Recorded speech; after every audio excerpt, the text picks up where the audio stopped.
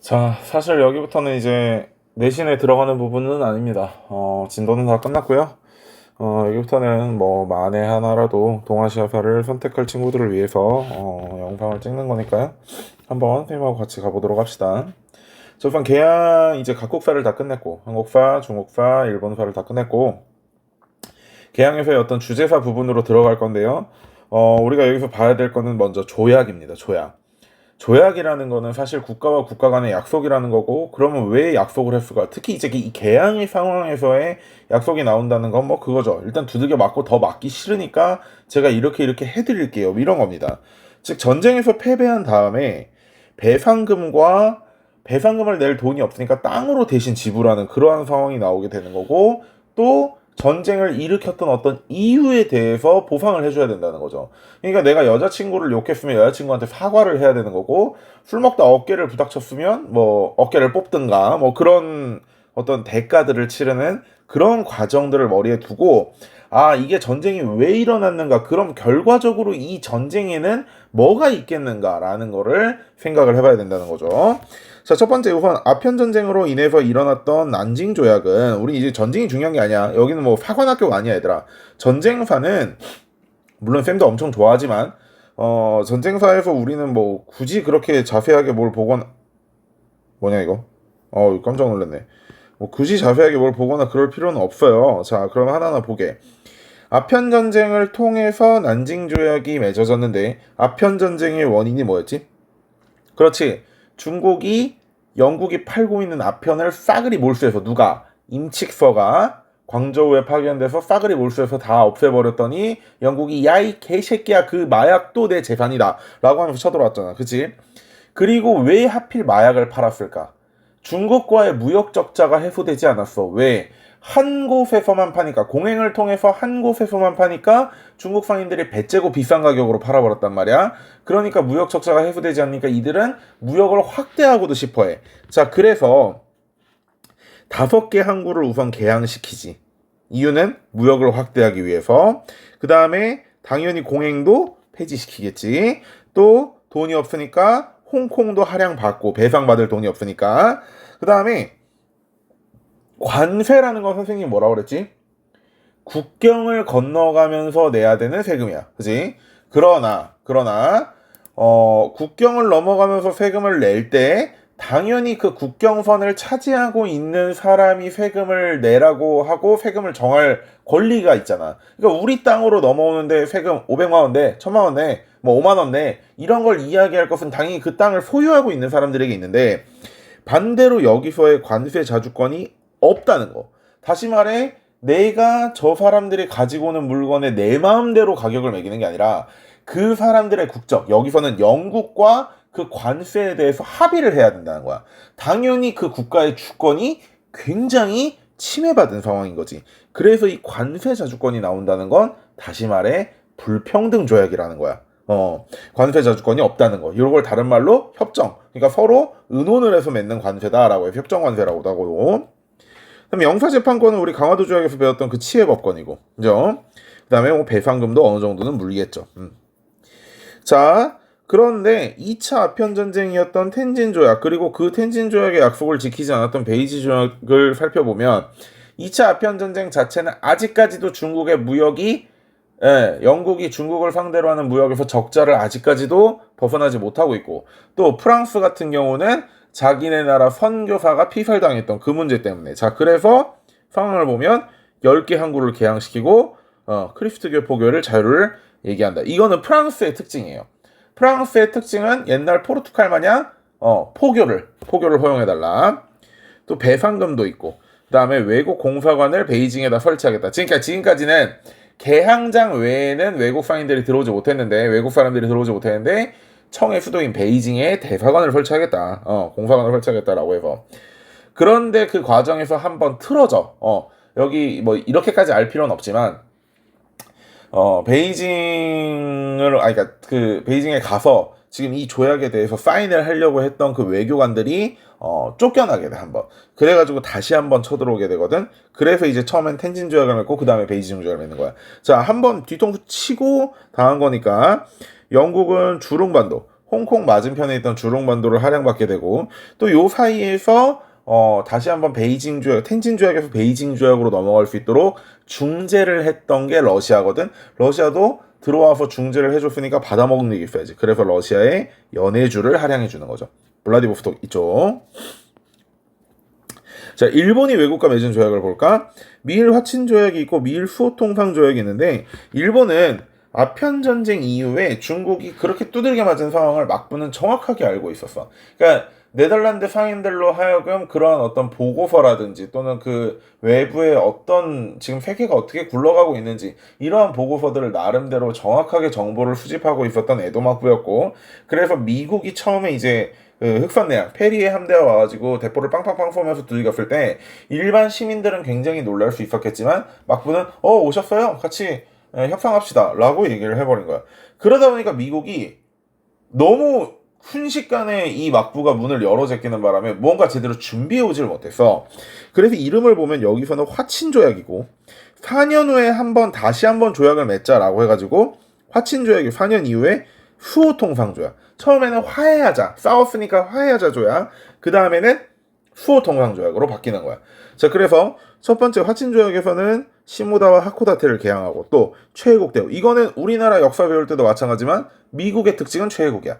물론 최애국 대우를 요구했던 거는 다른 국가들도 많아. 벨기에라든지 이런 국가들도 있어. 그러나 너희 고등학교 수준의 동아시아사, 세계사, 한국사에서는 최애국 대우를 요구하면 일단 미국이다라고 95% 이상 의심해봐도 돼. 물론 나중에 영국이나 이런 국가들에서도 최애국을 요구를 하는 경우가 있지만 있다 하더라도 여러분들의 교육 과정에서는 자연스럽게 빼놨어. 자연스럽게 빼놨어.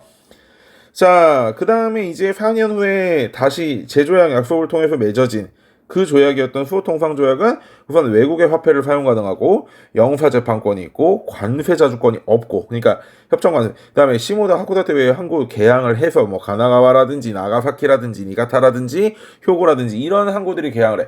심각하게 불평등 조약이지. 그런데 이 미일 수호통상조약을 그대로 이용해 먹은 게 일본이야. 누구를 상대로? 조선. 그렇지. 어떤 조약으로? 강화도 조약. 정확히는 무슨 조일, 수호, 조규로.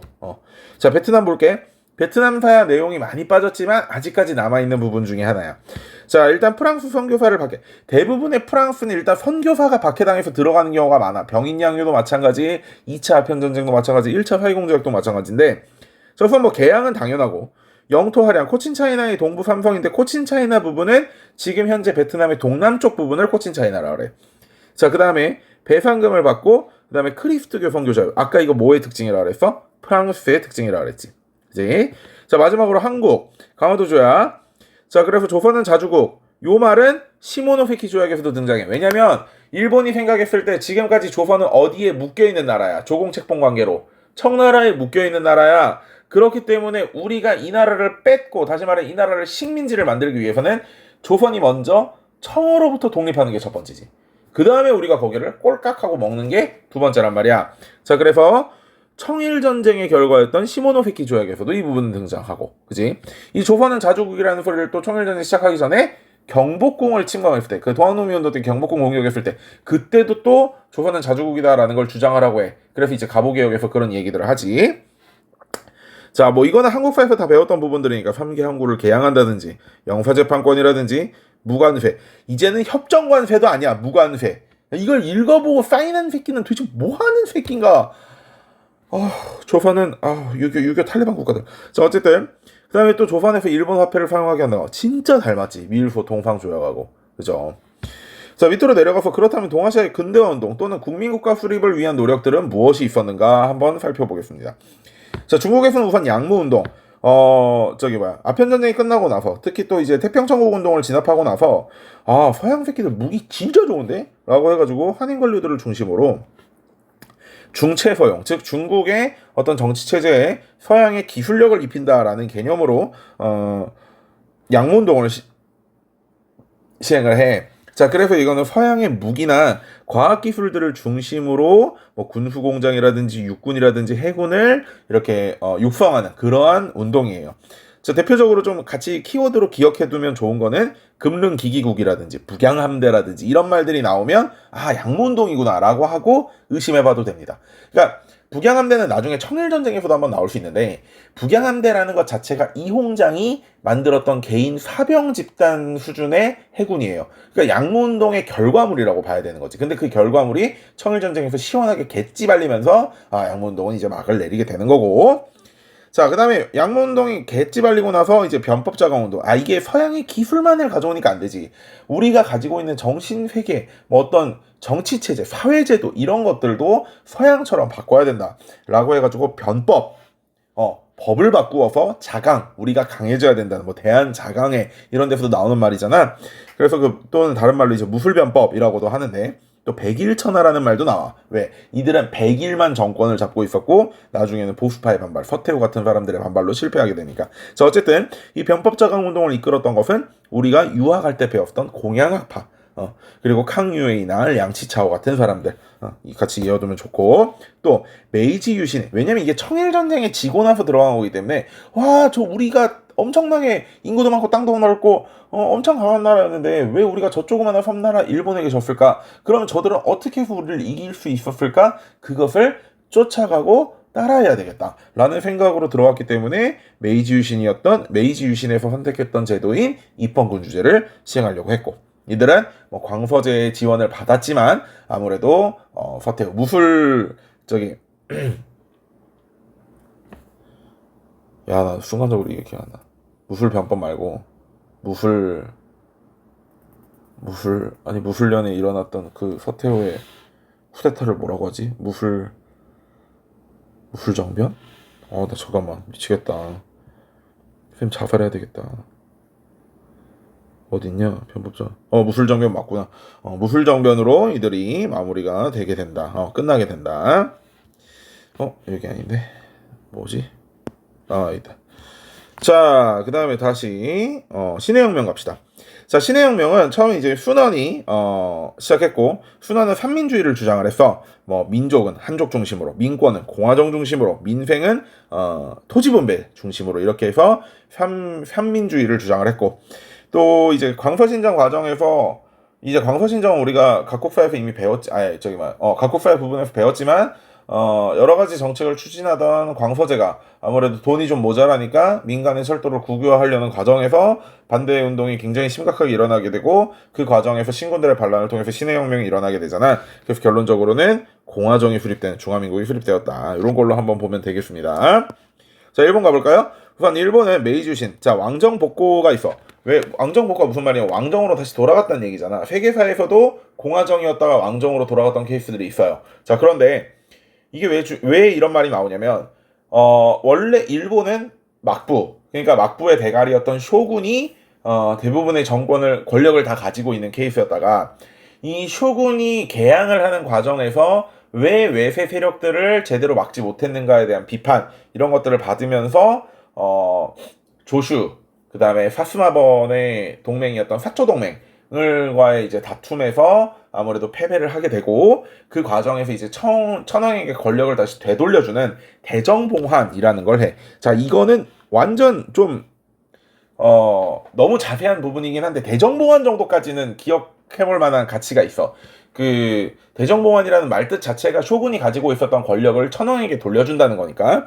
자, 그리고 그 대정봉환 다음 연도에부터 이제 메이지 천황을 중심으로 어떤 일본의 개혁이 이뤄지게 되는데, 우선 에도를 도쿄라고 이름을 바꾸고, 원래 도쿄에 쇼군의 막부가 있었지만 그 쇼군이 이제 물러났으니까 교토에 있던 천황이 에도로 천도를 하게 되는 거지. 그래서 이 천도라는 표현이 그래서 쓰여지는 거고, 자, 그 다음에 지방에 있던 다이묘들을 전부 없애고 중앙 집권화 체제를 완벽하게 갖추기 위해서 폐번, 다이묘들이 가지고 있었던 지방번을 폐지해. 그 다음에 거기에다 새롭게 설치해. 현을, 그러니까 9년제 같은 거 할 때 그 현을 설치한다는 게, 다시 말해 완벽한 중앙 집권. 물론 에도 막부의 본권제 역시 산킨고타이 제도 또는 참근교대제 같은 말이야. 그걸 하게 되면서 충분히 중앙 집권적인 본권제였지만 그 본권제조차도 폐지시키고 이제 완벽하게 중앙 집권의 그 약간 9년제 느낌으로 간다는 거죠. 그 다음에 여기서 이제 신분제가 폐지된다는 거는 실제로 신분이 폐지됐으면 천황도 폐지가 돼야지. 천황도 신분이잖아. 그런 게 아니라 사농공상, 그러니까 무사, 농민, 장인, 그 다음에 존인, 상인으로 이어지는 어떤 직업적인 그 신분들을 폐지했다라는 개념으로 보면 돼. 그러니까 지금까지는 사무라이들만이 일본을 위해서 어떤 국가의 방위라든지 그런 거를 할 수 있었다면, 이제는 징병제를 통해서, 요 6번에 나오는 요 징병제를 통해서 어떤 직종이라 하더라도 일본을 지키기 위해서 힘을 쓸 수 있다. 즉 사무라이들의 어떤 특권을 배제하는 그런 과정이라고 봐도 무방해. 3번, 4번, 6번이 전부 다 기존에 가지고 있었던 사무라이들의 특권을 뺏어가는 과정이야. 자, 그래서 사실 일본사를 자세하게 배우고 세계사 영역까지 조금 넘어가게 되면, 지금 여긴 동아시아사니까 이 사무라이들의 어떤 불만이 뭐 이제 유신을 일으켰던 그 세 명의 주축 중 하나였던 사이고 다카모리가 사스마번의 그 사무라이들과 같이 일으켰던 반란인 서남전쟁이라든지 그런 것들로 이어지게 돼. 왜냐면 사무라이들이 자기가 가진 것들을 너무 많이 뺏기니까. 그러나 거기 이제 나중에 자유민권 운동으로 이어지는데, 잠깐만 같이 볼게. 자, 그 다음에 또 하나 중요한 거, 근대적 토지세. 그러니까 지금까지는 아무래도 다이묘라든지 또는 그 지방에 파견되었던 슈고나 지토의 역할을 했던 사람들이 매기는 그런 개념의 토지세였다면, 이것이 이제 정확하게 중앙으로 집결이 되고 중앙에서 거둔 토지세를 기반으로 어떤 국가의 예산을 만들고 또 국가의 정책을 시행하는 그런 근대적인 개념의 토지세로 바뀌었다는 거. 그래서 이것이 또 조선의 급진계합화에 영향을 주게 돼. 물론 이제 급진계합화에만 영향을 준 것은 아니고, 방금 우리가 했던 무술변법이라든지 또는 이제 판보이쩌우 이런 사람들이 했던 베트남 유신회나 동유운동에도 영향을 주게 되는 거지. 자, 자유민권 운동은 요 사이 이제 서남전쟁이 있는데, 서남전쟁에서 어떤 무력으로 메이지 정부에게 사무라이들이 자신들의 특권을 되찾아오려는 것은 실패했어. 그래서 이 자유민권 운동은 단순히 모든 이 천황이 완전 전제군 주정을 하는 게 아니라 우리 사무라이들 또는 일반 민중들에게도 어떤 권력에 참여할 수 있는, 그러니까 정치에 참여할 수 있는 어떤 참정권을 달라라는 그러한 개념으로 보면 돼. 그래서 이 70년대, 80년대에서 이 자유민권 운동이 일어난 다음에, 그래, 이 메이지 천황은 입헌군주제, 말은 좋아서 입헌군주제고 또 의회 설치 운동, 이들이 주장했던 것을 나름대로 받아주려고 하게 돼요. 그래서 이후에 이제 받아줍니다. 그게 이제 메이지 헌법이야. 89년에 만들어졌던. 자, 입헌군주제를 도입은 하는데, 그러나 메이지 헌법 자체에서의 천황의 권력은 굉장히 강력하게 주장이 되어 있었고, 그로 인해서 실제 어떤 그런 느낌의 입헌군주제라기보다는 약간 우리나라 대한제국 시절의 대한국 국제 같은 그런 식으로 천황의 권력을 굉장히 강력하게 해놨고, 또 양원제. 일반적으로 단원제와 양원제는 상하원이 다 있는 의원이고, 단원제는 우리나라 국회처럼 그냥 하나로 이루어진 국회인데, 이게 옛날에 귀족들과 평민들의 어떤 신분제가 남아있는 상태에서 의회를 만들었던 국가들이 상원과 하원이 좀 분리되어 있는 그러한 형태가 생겨. 이제 일본 같은 경우는 중의원과 참의원이라고 하는데, 이때도 아직까지는 남아있었던 어떤 사족이나 최고위 그 사무라이 계층에서는 뭐 이런 상원으로 갔을 거고, 또 그런 느낌으로 받아들이면 되고, 또 이 양원제에서 뽑힌 사람들을 기반으로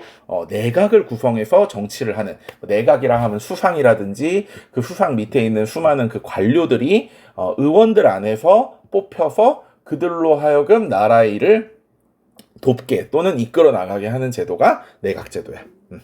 자, 한국을 볼게. 한국은 조금 다양하지. 아무래도 우리나라 동아시아사다가 뭐 그래도 우리나라 교과서니까 조금 다양한데, 실제 내용은 한국사에서 배웠던 부분을 살짝 복습하는 정도면 돼. 빠르게 가보자. 자, 개화정책 우선 통리기무함을 중심으로. 이게 언제야? 강화도 조약 이후야. 강화도 조약 이후에 통리기문 중심으로 별기군 창설하고 뭐 조사시찰단 이런 것들을 보내는데, 이 조사시찰단을 똑같은 이름으로 신사유람단이라고 돼.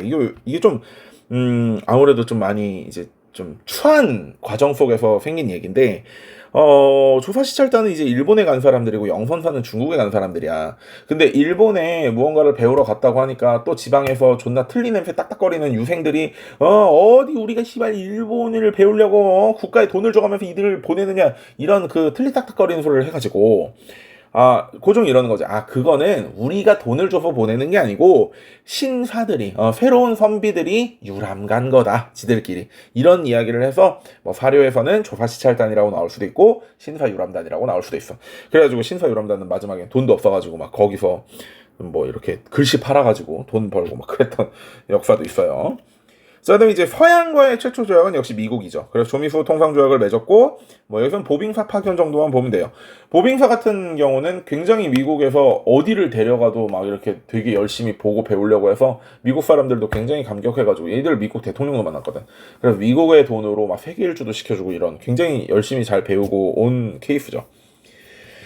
그 다음에 이제 아무래도 갑신정변이 일어났죠. 저 급진개혁파 또는 뭐 이제 친일파 또는 반청파 이런 사람들을 중심으로 갑신정변이 일어났는데 개혁정강 14조를 발표를 했고 그 과정에서 볼만한 거는 신문제 폐지라든지 또는 이제 청과의 사대관계 폐지라든지 조폐제도 개혁 이런 것들을 주장을 했으나 아무래도 청군의 개입으로 실패를 하게 되고 이 과정에서 일본의 어떤 그 교육과 메이지 유신을 이끌었던 어떤 그런 그 사상적 기반을 만들었던 후쿠자와 유키치라는 사람이 야, 이거는 아시아는 답이 없다. 아시아는 이 보수파들의 반발 때문에 도저히 답이 없어서 우리는 아시아를 벗어나야 된다. 즉 일본은 아시아를 벗어나서 유럽으로 가야 된다. 탈아 입구라는 이야기를 이때부터 시작을 하게 돼.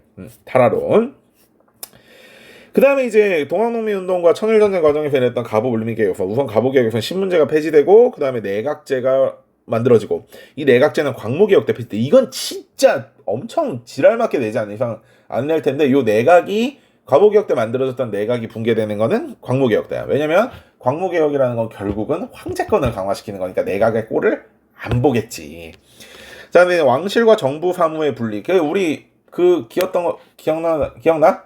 왕실 재정과 국가 재정을 분리하겠다. 갑오개혁 때 했었잖아. 그런 것들. 그다음에 을미개혁에서는 태양력을 사용하고 단발령을 시행했다는 거. 갑오개혁 내용 잘 기억 안 나면 작년에 선생님하고 했던 동영상 찾아가서 다시 들어봐봐. 자, 그다음에 독립협회도 있죠. 처음에는 이제 만민공동회 백성들끼리 이야기를 해서 의회 설립이라든지 인민이 가져야 되는 기본권을 요구한다든지 그런 게 됐지만 워낙 잘 되면서 그러니까 정부 관료들도 들어와서 같이 이야기를 나누게 되고 헌의 6조를 결의하고 또 중추원 설립에 영향을 줘서 의회 설립 운동을 해서 결국은 정부가 중추원을 설립시켰어. 자, 그런데 광무개혁에서는 아무래도 다시 한번 빠꾸를 했지. 왜? 점점 더 여러 사람이 정치를 해가는 민주공화정으로 나아가는 게 아니라 전제군주정으로 돌아가는 그러한 빠꾸를 하게 된 거고, 그러고 나서 이제 마지막으로 이제 나라는 망하고 그 다음에 3.1운동 이후에 만들어졌던 그 임시정부의 내용을 보면 공화정을 선택하고 이승만 때 파리강화의 독립성원서를 제출했으며 그 다음에 아무래도 무장 노선보다는 실제 어떤 그 군 부대를 자기 휘하에 넣고 있지는 않았어. 육군주만 참의부 같은 외부 부대를 이제 임시군대 부대로 활용은 했지만 아무래도 임시정부 특히 이승만 정부 시절에는 주요한 노선은 구미위원부 등을 통해서 외교 독립 노선을 펼치려는 것. 그러나 아무래도 그 당시에는 일본이 1차 대전의 승전국이었고 또 각국의 어떤 식민지를 둘러싼 어떤 그러한 과정 속에서 우리나라의 이야기는 좀 씹혔지. 자, 이렇게 보면 동아시아의 그 근현대사에서 개항 과정에서 일어났던 조약들과 그리고 근대화 운동 또는 국민국가를 수립하려는 노력들을 한번 살펴봤습니다. 자, 오늘 이번 단어는 여기까지 끊겠습니다. 자, 고생 많았어요.